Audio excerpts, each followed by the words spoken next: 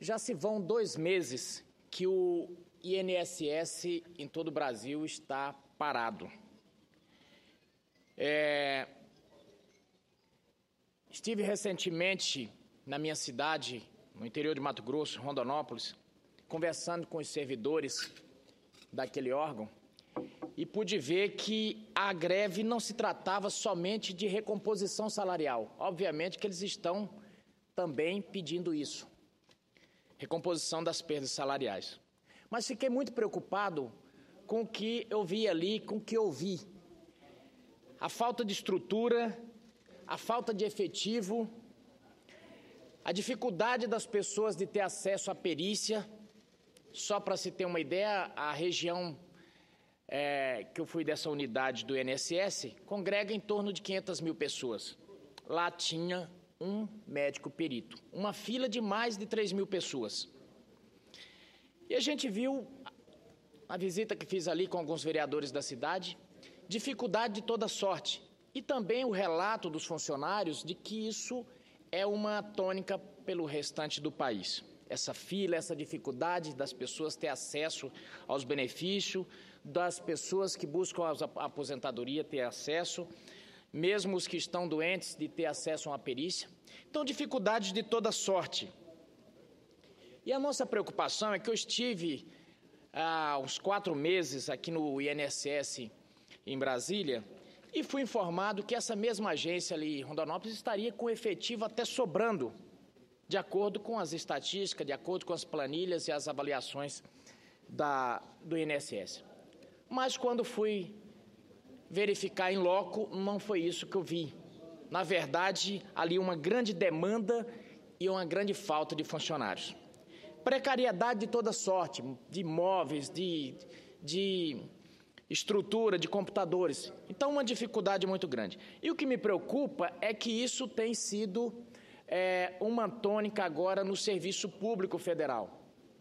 A gente vê vários órgãos em greves, as universidades já estão há 80 dias em greve. Isso nos preocupa.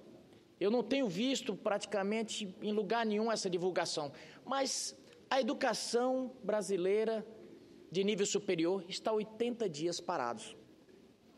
E eu fico pensando, projetos de pesquisa, inovação, a educação, enfim, o futuro do país está parado. Porque alguém aqui duvida de que nós teremos algum futuro sem a educação? Nós fazemos parte dos BRICS, um grupo econômico, Brasil, China, Índia, Rússia, África do Sul, e a gente vê que estamos lá atrás, se formos comparar com esses outros países. A própria Índia, hoje, vende serviços para o mundo inteiro. E por que faz isso? Porque investiu em educação. Boa parte do imposto de renda dos norte-americanos são feitos na China ou na Índia por contadores indianos. Eu pergunto, nós temos uma massa de trabalho dessa? Não temos. As nossas empresas procuram, às vezes, até capacitam sua própria mão de obra de trabalho, por falta dela. Eu vivo no estado de Mato Grosso, em que a base da economia é a agricultura. Pois bem, é de se pensar a agricultura, a mão de obra teria farta. Não tem. Porque hoje na agricultura a maior parte das máquinas são máquinas ultramodernas que demandam com muita tecnologia, demandam uma mão de obra muito qualificada e isso o país não tem. E nós estamos há 80 dias com essas universidades paradas. E o problema não é estar parada, é que parece que está tudo bem. Eu vejo o ministro agora mesmo o senador Randolfo dizia aqui, ouvidos moucos, ouvidos de mercador. O ministro, eu não vi, era para estar, aliás, num país que se preocupasse com a educação, ou o ministro teria caído, ou estaria empenhado em que isso terminasse. Não, as universidades estão paradas e não se fala nisso. Há vidas que seguem. Estamos falando de assunto de somenos, preocupado com isso, com aquilo, mas a educação parada e tudo bem. E talvez seja isso, talvez seja essa conformidade que nos coloque nessa posição de atraso no cenário mundial. Isso é uma preocupação, senhor presidente, porque não é chavão, é uma realidade. Não tem como irmos a lugar algum se não investirmos em educação. Nós temos uma dificuldade imensa do Oiapoque ao Chuí de planejamento. Mas planejamento precisa de mão de obra capacitada. Eu vejo cada prefeito que assume, cada governador reclama da dificuldade de montar equipes por falta de mão de obra qualificada. Há poucos dias tive a notícia que em Boston, nos Estados Unidos, o prefeito está com uma equipe tratando da Boston dos próximos 30 anos. E eu fico preocupado que aqui a gente não consegue planejar nem a obra, porque a maior parte das nossas obras estão aí, os esqueletos. Na minha cidade, na capital do meu estado,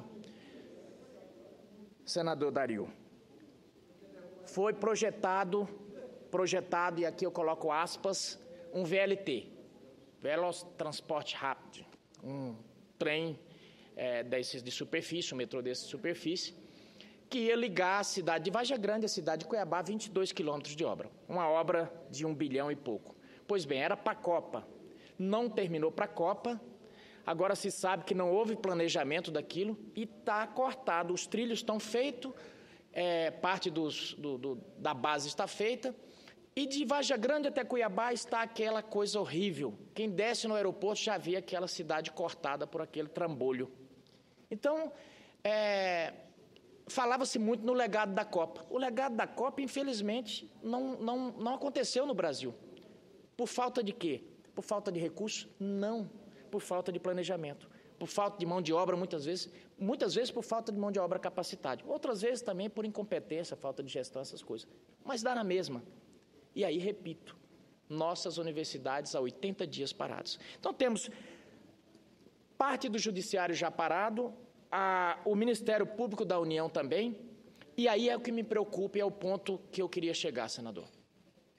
Senhor presidente, nesse momento de crise, todos os setores estão querendo defender o seu lado. Agora mesmo fiquei sabendo de um aporte para a indústria da ordem de quase 14 bilhões. Ajuda daqui, ajuda dali, indo, a meu ver, até na contramão do que se falava até poucos dias que precisava se arrecadar. Mas tudo bem, todos os setores são dignos de ajuda e merecem ajuda. Agora, o que eu fico preocupado é que quando se fala no servidor público desse país, aí é pauta-bomba. Se fala no aumento dos servidores do Judiciário, é pauta-bomba. Do Ministério Público da União, pauta-bomba, que vai acabar e vai arrebentar com o país. Mas não é pauta-bomba, por exemplo, subir 0,5% de juros, que vai dar um rombo de mais de 10 bilhões. Essa é a minha preocupação. É usar um discurso distorcido para demonizar o servidor público perante a opinião pública. Isso me preocupa. Porque, apesar do governo ou pelo governo, esse país, os estados e os municípios também, andam devido aos servidores. Então, é uma injustiça sem tamanho. Ora, os números dos servidores não estão batendo com o do governo. O governo não é a principal, não é bem esse setor de decência em números, não.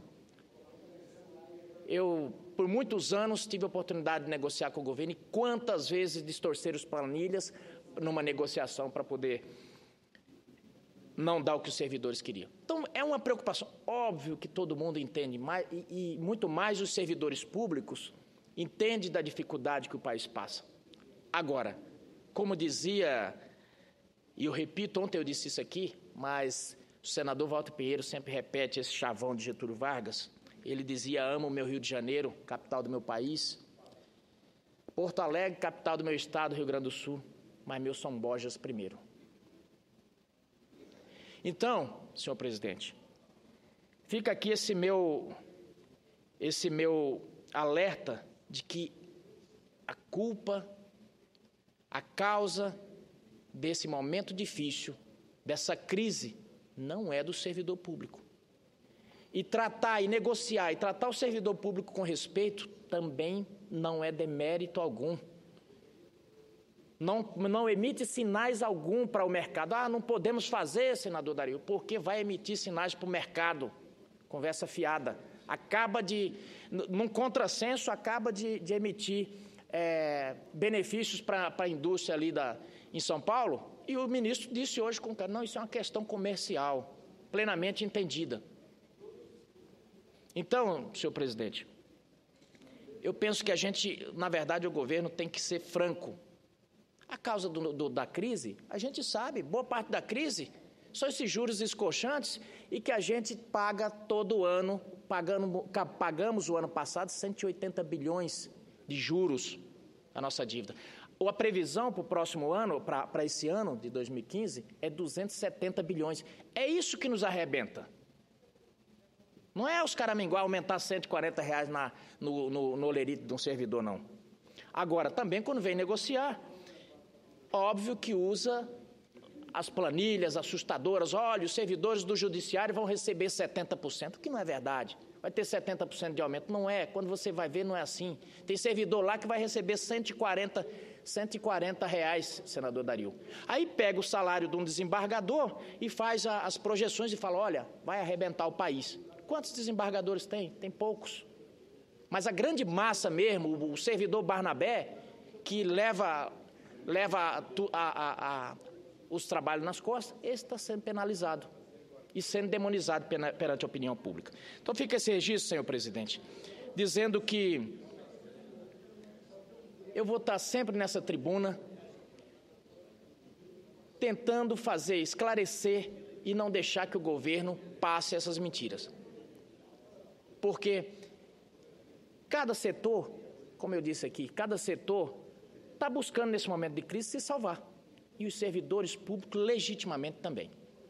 E aqui, para encerrar, eu quero fazer um registro, senhor presidente, que sei que vou apanhar que nem massa de pão, porque vou fazer esse registro aqui, mas devo fazer. Agora mesmo saiu na imprensa e já foi até pedido aqui, alguns até pedindo o afastamento dele, mas eu penso que quando se trata de processo, nós temos que ter cuidado. Temos que ter cuidado porque um dos últimos discursos de um dos homens mais honrados desse país aqui, que já passou por essa casa, que se chamava Luiz Henrique, o último discurso dele nessa casa, e apartilhado por todos esses senadores, foi porque esse mesmo procurador, Rodrigo Janot, enviou a abertura de um inquérito que foi aceito pelo STF, acusando o senador Luiz Henrique de ter feito advocacia administrativa. Pois bem, se tratava de um caso que tinha sido acusado o senador Luiz Henrique de ter furado a fila do SUS para poder fazer a cirurgia numa amiga. Ele foi denunciado, levado na sala de estar com seus netos e filhos. Ele viu estarrecido no Jornal Nacional ser dito em plena época de Lava Jato de que ele teria sido denunciado no STF. Estarrecido foi ver até o que acontecia, que era aquilo, o que tinha acontecido.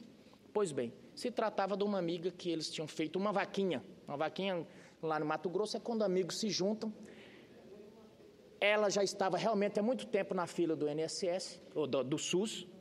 Os amigos se reuniram, pagaram a cirurgia dessa senhora, e aí o telefone sem fio, alguém denunciou no Ministério Público e saiu a conversa. E esse mesmo Ministério Público aqui levou isso para o STF.